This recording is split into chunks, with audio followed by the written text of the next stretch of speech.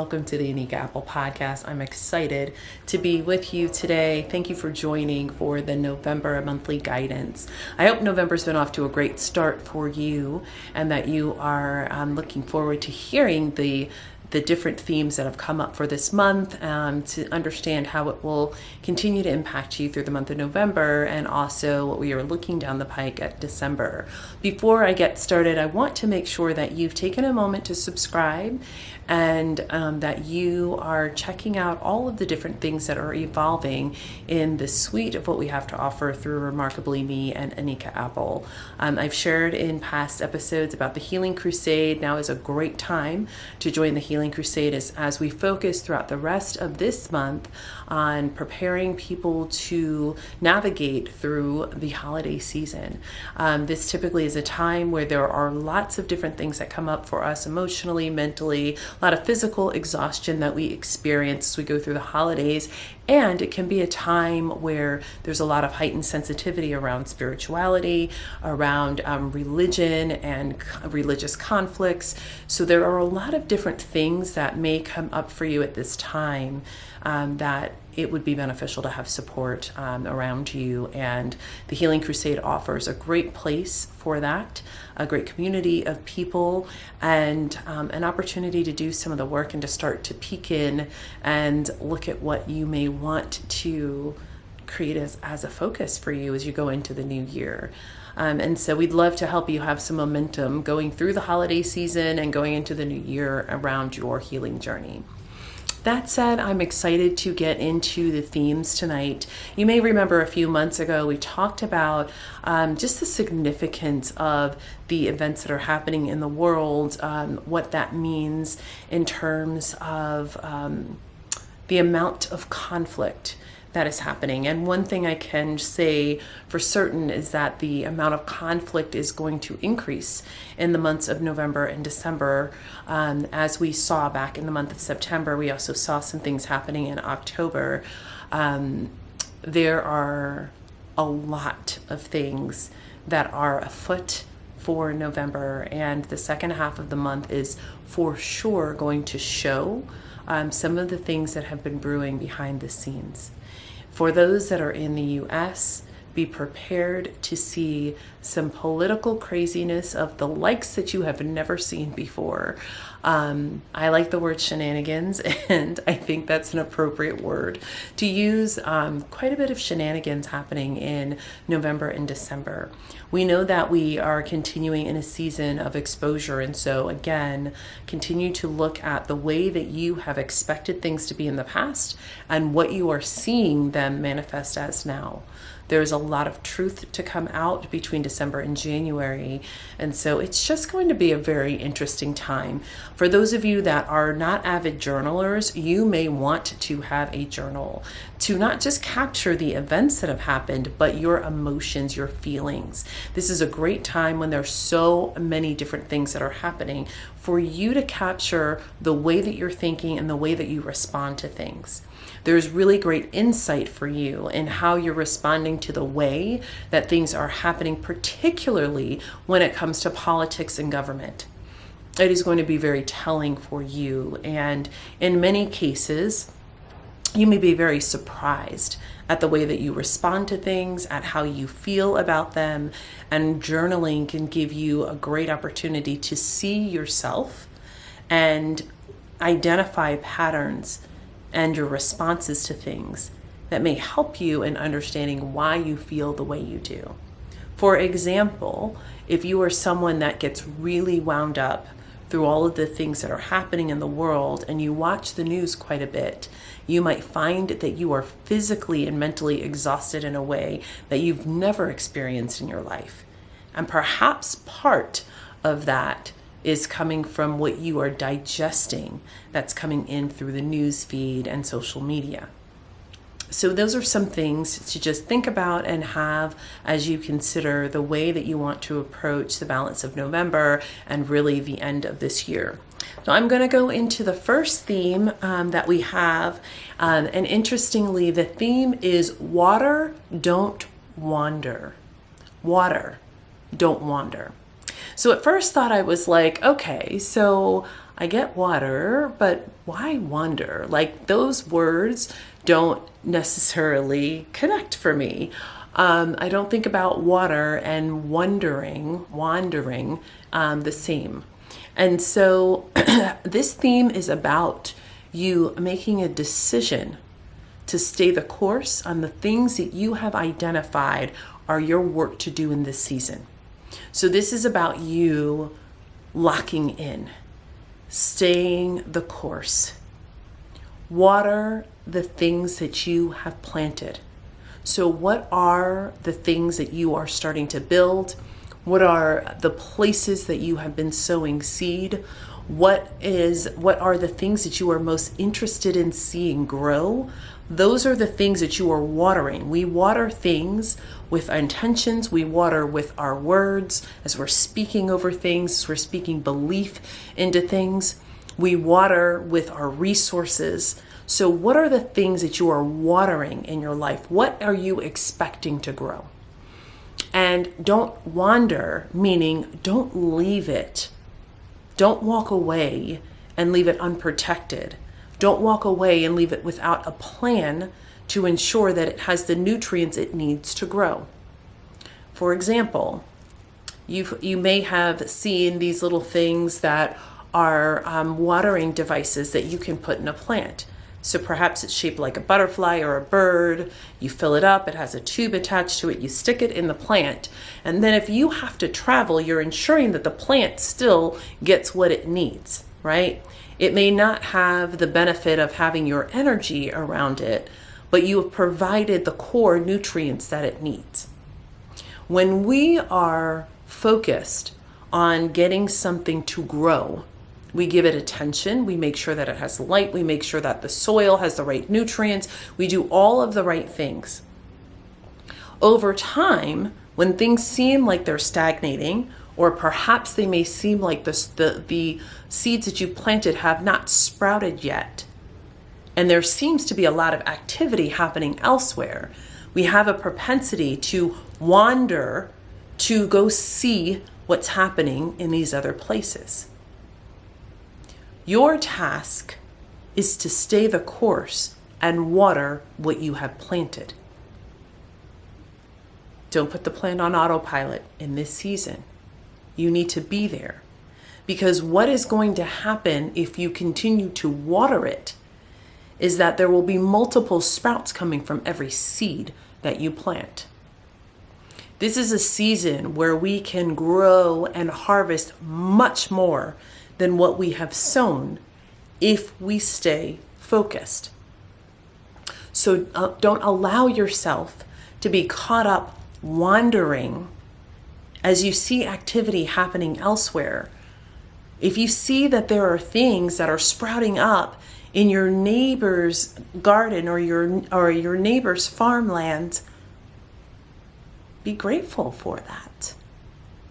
Wish them the best as they have their harvest, but keep your eyes on your own field. Focus on what you are responsible for nurturing and bringing to life. Water, don't wander. In the same way, as you look at your life, as you look at the things that you have been focused on developing, the skills that you have been going after, perhaps you've been feeling called to take courses or to learn some things about areas that are adjacencies to what you do today. You're not sure why you keep on getting the encouragement to do that, but you do it. Water, don't wander. Make sure that you are continuing to stay the course. Finish the classes. Finish the course. Seek the other people who are experts in this space and ask them for insight. What are 2 or 3 things that they did that opened up everything for them, that helped them to understand it and put the things that they were learning to use? You have resources. They are right by your side. Utilize them. If you're in school of any kind, taking courses of any kind, you are right on track, because you are supposed to be learning in this season. That's how you're watering your mind. That's how you're watering, you're preparing the ground for seeds that you're going to plant in the beginning of the new year. So that said, it's important for you to remember that this is a time for you to be investing in yourself. Water, don't wander. The last area of focus in this theme is to make sure that you are practicing self-care first. What does it look like to provide water for yourself? Provide water. Make sure that you have all of the things that are necessary for you to grow. And in this case, I'm talking about physically. So are you giving yourself the right nutrients, the right food, enough water, enough rest? Are you doing the things to take care of yourself? And I don't mean just needs. Where you have the ability to solve some of the wants, do that as well. This is a time where practicing good self-care really matters. Don't wander. Don't allow yourself to be focused on the caretaking of other individuals before taking care of yourself. What I can tell you is that we will finish this year with people at record levels of exhaustion and overwhelm. Record. Don't allow yourself to be part of that number because you didn't pace yourself or practice good self-care. A lot of people start exercise regimens in the beginning of the year. It's January, new year, new you, all of that stuff. And there has absolutely been a very clear message coming over the past several months that we are to take good physical care of ourselves. If that has not been something that you have been prioritizing, then bring it back into focus now. That is part of watering and not wandering. So this whole theme is about staying focused on what is most important. If you have created a vision for yourself of what your life is supposed to look like, then you should be looking at that on a daily basis.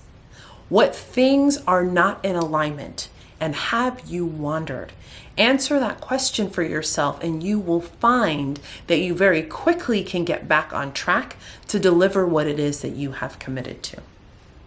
The next theme is you can't save them all. And I pause because this is tough. There are multiple levels and layers to this theme. We often think that we are responsible once we have information and insight to make sure other people not only hear that information, but they do something about it. That dynamic is not accurate. We are responsible for sharing the information, the knowledge that we have, the wisdom, in the way that is in alignment with our higher power, the Creator. And people are responsible for what they do with that information or don't. In the Christian faith, we talk about taking account, like standing and taking account for your choices. I'm responsible for Anika Apple, and whatever I do or don't do, that conversation, I believe, that conversation is between God and me. And in the same way, the responsibility that I have is what God speaks to me to make sure that I deliver that to you. Deliver it in the way that God says, with the wording that God gives me, with the intensity that God says, with the frequency that God says. That's my responsibility. And we all have a version of that in our lives, the things that we are accountable or responsible for sharing. You are then responsible for what you do with the information. And the range of what the action could be like should depend on what the relationship with God says. But sometimes we are wound up in wanting to create change for people. Create the environment for change. Share the case for change. Why does it need to change? Provide the tools, the resources, the information. That's what we're responsible for. but gone are the days where we choose for other people. We cannot do that. There are so many examples of how people have leaned on others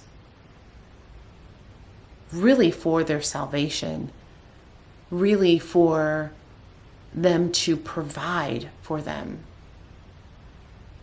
And I don't mean in a family situation where we're talking about parent and child. I'm saying in the world that people want other people to be responsible for them. When things go right, they want the accolades for themselves. When things go wrong, it's your fault. This is one of the things that God is reconciling. It is very much in the heart of man to operate in that way, and that will not be the way that we operate in the future.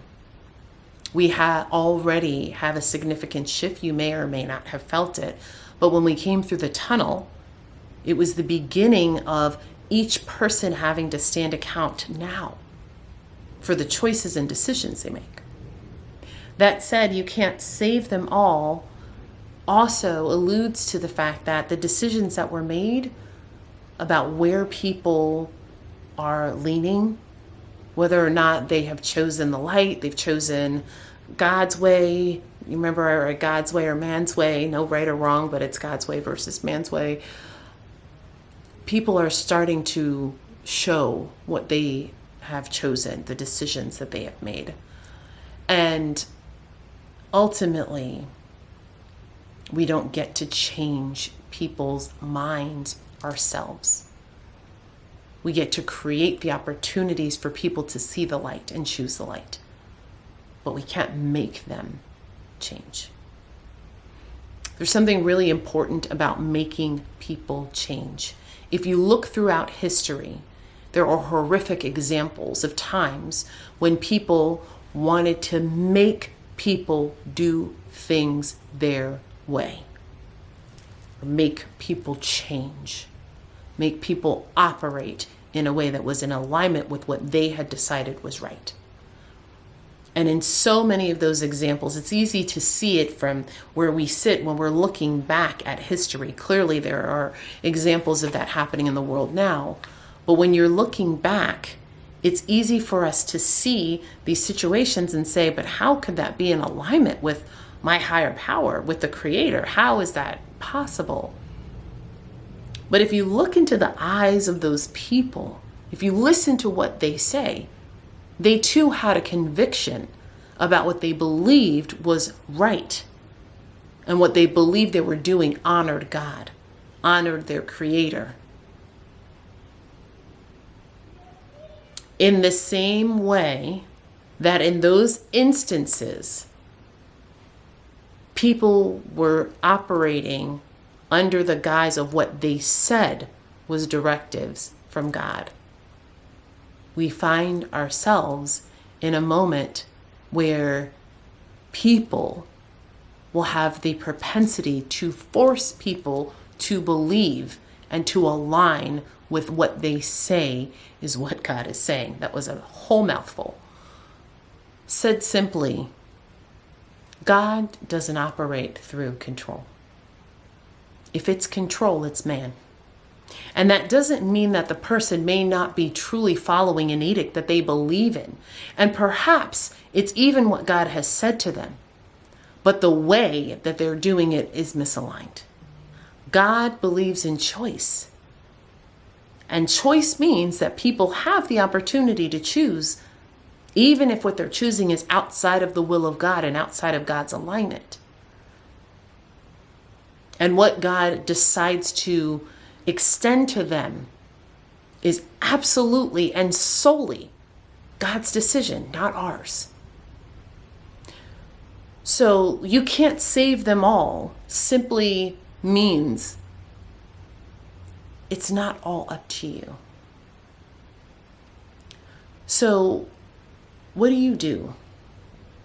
One, accept that people have the right to make choice, to make the decisions that they feel are right, even if they are misaligned with you. Two, allow yourself to ask the question of what you might be assuming. we're not always right. And so the way to know is always to go back to God and have the conversation with God to understand what our Creator, what the divine is saying about whatever the circumstances and situations are. First, seek so that you know that you are in alignment. And then you ask if there's something that you are to do to support the individual or the group of people or whomever it may be that you feel needs your support more than just the knowledge and wisdom. You see, we often put ourselves in the place of being a savior for people, and that is not our role. Not unless that is the assignment that God has given you. So be really clear about what God is asking you to do in every situation. That is critical in the time up ahead. Because to not do it in alignment with God means that you will be distracted and focused on things where there may be a timely assignment for you somewhere else. There are tons of people who are lost, who are feeling disconnect, who feel unseen, who've not experienced and don't know the feeling of being in the light, of being connected to the divine. And you have an opportunity to use your life to provide that light, to provide that connection. That's how you save them, by creating this space for God to connect with them, by sharing your story and your experiences. Put yourself in the right place. Allow yourself, your story, your presence to create the space for the connection. But let God do the saving in God's way. And when God needs you to step in, you will know unequivocally what it is that you are supposed to do. But you cannot make people come to God, nor is that ever what God has asked of us. God is not about command and control, not in the way that man is. Even obedience to God is an opportunity, it's a choice, it's offered to us. There certainly are consequences for not, but there is choice. When you feel it being forceful, it is man. And many of you who are watching this, who are listening, that have church hurt and other dynamics that have been difficult to deal with religion, hear me when I tell you, it's not forceful when it's God. God may be clear and direct, but there's always choice. The last theme for this month is about building. The theme is build, build, build. And what I love about this is it reminds us of how much opportunity is available to us. There's something really important around creating the plans and the strategies for the things that are going to come. What do I mean by that? Some of you are holding dreams that you've had. There are these moments where you have seen these miraculous things and you're like, there's nothing about my life right now that says I am supposed to be the person who does that. And perhaps you're right. But you are to build it anyway. Whatever God has given you to build, build it. Whatever God is telling you to write, write it. Whatever God has told you to design, you get the picture. Whatever those things are, you should be putting pen to paper to begin to sketch out what it takes. What would it look like? What are locations? If you have been feeling the pull to research places for real estate, do it now. If you have been wanting to create a new business, if there's a book you're supposed to write, perhaps you're supposed to start a podcast, start by starting. It's time for you to begin to write out the plans for those things. It's time for you to begin to dream a bit, to design. Perhaps there's something that you already are doing and there's an expansion into an adjacency, like when we were talking about watering and not wandering. Whatever it is that is placed in your heart that you do not have a plan for, build it. Build, build, build. Because in the new year, heavily in the first quarter and then the second half of the year, there are going to be an unlimited amount of opportunities that are available. And they are going to be available to those who already have a plan. Don't leave this year with a bunch of ideas that you haven't created plans for. Even if something feels totally outlandish, like you keep hearing this thing about buying an island and you're like, why do I need an island? I hope you're going to build an incredible resort there, but I don't know what it is that God wants you to do with that space. But if that's what you know you were supposed to do, then put a plan together. What does it take to buy an island? What does it take to run an island? What would you do there? What do you see when you sit in stillness and look at what the island might be? Whatever it is, build it, draw it. Allow the divine to guide you as you're creating the plans, but you've got to get it down on paper. There are going to be opportunities you could not even imagine. Not even in your wildest dream would you imagine that things happen the way that they do. But for those who are prepared, you will be able to immediately take the opportunity to do and receive whatever is available for you. And what I'm telling you is that other people are building. And so perhaps if the best possible course forward is the thing that I was to design, but I didn't take the time to design it and you did, guess where the win is going? Don't miss your opportunities because you didn't have the faith to build. When we were children, we colored all sorts of pictures, we designed things, we allowed ourselves to play for the sake of playing. We weren't creating things like I created all these doll clothes, right, for my Barbies when I was young. And I was not really great at sewing or anything, but I didn't do it so that I could become a famous fashion designer. It was fun. It was creating something. It was doing something different. It was seeing if I could do something. Where is your love for creating for the sake of creating? Everything that we create has to have this finite end. I'm going to do this and it's going to net me $1 million and it's going to do that. Like, allow it to be creating because the Creator gave you something. Because in the time that I have seen what God is doing, I watch God take something that looks so finite. You build, you have a vision around it, you think you know exactly what it is, and God morphs it into something you would never have bridged to that. But somehow, the pieces that you have put together, that you have worked on, are exactly perfect for this project that's not even adjacent. It's in a whole nother realm. And you're like, how did what I built over there match to what I'm doing over here? Because God is the master strategist and can show us ways to connect things that we could never imagine. So whatever it is that is on your heart to build, just do it. Because even if what you write down is a skeleton of a plan, even if it's not a full fleshed out strategy, it still can deliver because God is the author. So build and build and build some more.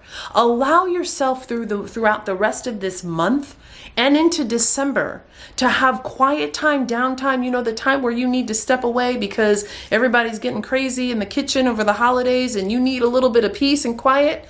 Go build. Go write. Go back through your journal. See the ideas that you've created. Allow yourself to have some time to build. Because next year, you are going to win. Because you have built. Because you planned for what is to come. You prepared for what is yours. Preparing for all of the things that are to come is one of the most critical things you can do to finish this year. And I'm seeing 7 to 12 new ideas, emerging ideas, expanded ideas, 7 to 12. So allow yourself, even as you sit, if you need to pause now, I'm almost at the end of this session, but if you need to pause now because things are flowing back to your mind, write them down. And then give yourself some space to just allow the thoughts to come, the what ifs. There's so much richness available to you in this moment.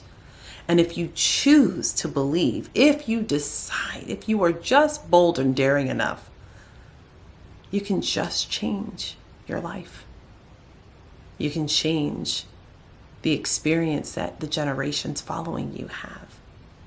Generational wealth for your family. You can change the experience that people have in the communities that you love. Or perhaps you might create an invention that saves the world. Build, build, build. So these are our themes for the month of November. And I want to impart into you that while you can't save everyone, because saving everyone is much more complex than that, we do have a role to play. Each of us have been called on to do something. We have been given gifts that help to support humanity. When we work together, we can reach so many. And perhaps as a collective, we could save them all. But as one person, you're responsible for creating the momentum and for showing the light that then draws other people forward. There's a difference between living into our purpose and making sure we show up in a way that people get to see the experience of the Creator through us, and actually making people do things. I want to be really clear. You have an important assignment. We all do. And we also have to leave space for the divine. One of the things as I close out that I want to just call your attention to is that there is a significant, a continued behavior that we have of perpetuating the things that we did not enjoy experiencing on others in our lives. And there's so many ways that this shows up. A lot of it a lot of it happens through our subconscious, or we can be totally unconscious of it.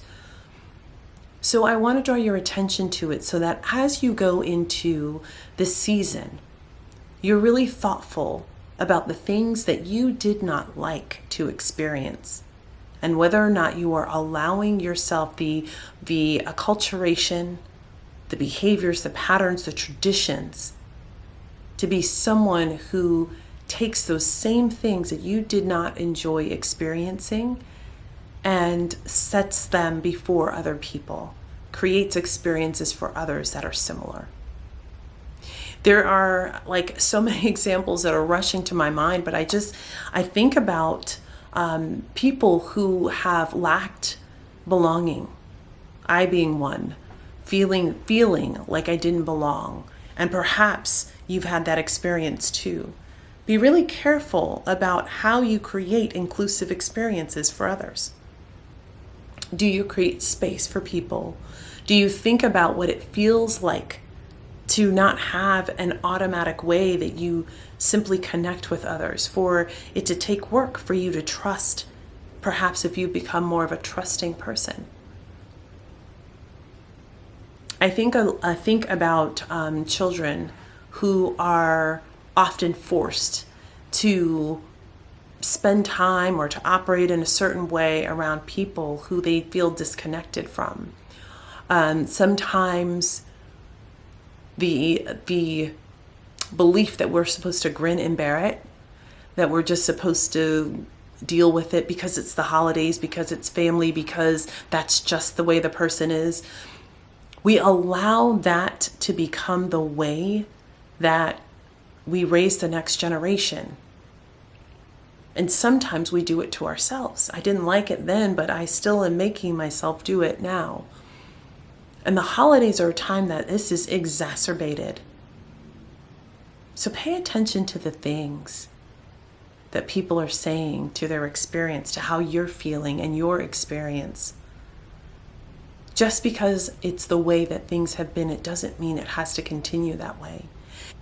If it's not in service and supporting you in living a full, happy, and healthy life, then you have to ask yourself, is it the right thing to do to perpetuate this behavior? Now, nobody go tell their family I told them don't show up for the holidays, because I didn't say that. But listen, if you struggle during this time because of the way that you're treated, then perhaps you still go because you desire to be there, but maybe it looks like honoring your voice differently. Maybe it's pre-wiring to say, hey, I'm coming and these are the conditions that are really important to me. I don't know what your specific situation is, but I do know that this is a message that you need to hear. You don't have to repeat patterns that are unhealthy. You do not have to. You have a choice. I hear so many people talk with exhaustion about going to spend time with their families. And I know family is not always easy. But you have to ask yourself, how much stress and strain is attached to even thinking about what it's going to be like? How much time do we spend worrying about it? There's some other options that you have. And rather than go so deep into that here, because this truly is about the divine guidance for this month, I'm just going to say that there are resources that are available to you if you need support. If you need help thinking through how to have conversations, coaches can be great sources of support.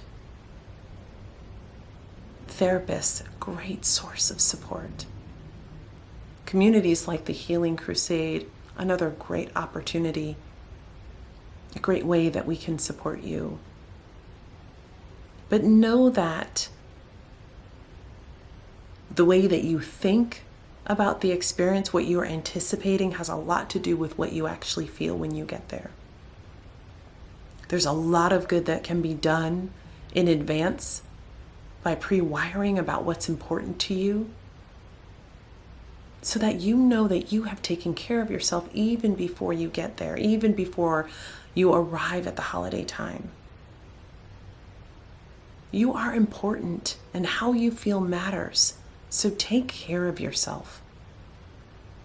And pay attention to the way that attachment to traditions might have you impart things on people that they don't enjoy. Don't expect family to be perfect. We're human. We all are just doing the best that we can. But when people speak out and they share what it is that they need, you have a much better chance of having those needs met. And while you can't control whether or not someone else changes, what you can do is advocate for yourself. And advocating for yourself is absolutely part of the road to peace. I wish you happy holidays through the month of November, and I look forward to being back with you at some point in December to share the divine guidance for December. I know that I talked about this a couple months back, and I talked about shifting to the beginning of the month. And I believe that in the video for October, I shared that very clearly what God has said is that it will be when God is ready to deliver the guidance. So I will see you at some point in December. What I love about this is that you have a peek under the tent of what to expect in December, as well as what to anticipate for the balance of this month. So in essence, you are well prepared for this. A last thing that I want to share with you before I close the video is that I will include the link here in the podcast show notes for a program that is coming up called Catch Your Breath. Catch Your Breath is a mini sabbatical. It is a 2-day event that helps you to pull away for just a moment, to get yourself regrounded and centered, to be prepared for what is to come. We do several different exercises, from breath work to guided imagery to healing intentions to holding space and having some really in-depth conversations that allow you to really tap into the patterns and experiences that are happening in your life, and then to design what you want it to be. This program is created especially to combat overwhelm. And what's really exciting about what we have created is that the healing intentions that are a part of this experience are so deep that there is healing that happens in the moment. I am so excited. I had the opportunity to run part of a pilot in Catch Your Breath, and the results already are demonstrating that the intentions are met. And this was just part of a session. I know the power of God and what God intends to do through this. And in the pilot, we already experienced it, which is absolutely amazing. So Catch Your Breath will continue to have dates identified throughout the year of 2024. We plan to take it all around the country. And we'll have some mini experiences that are virtual as well. So if you would like to learn more about it, then make sure that you click the link in the show notes and that you sign up so that you will be on the mailing list, and we can let you know when we will have session availability. Every session has a limit of how many people can be there. That is to ensure that we protect the confidentiality and the safety of the space, as well as having the opportunity to really have the intimate conversations that we need to. Now, who is the audience for Catch Your Breath? I'm glad you asked. We all need to catch our breath. I think about people who work in roles where overwhelm is an obvious part of what they are experiencing, where they've not had a moment to slow down across the last several years, where they are on the verge of burnout, where it's time to step away and refuel before things get crazy.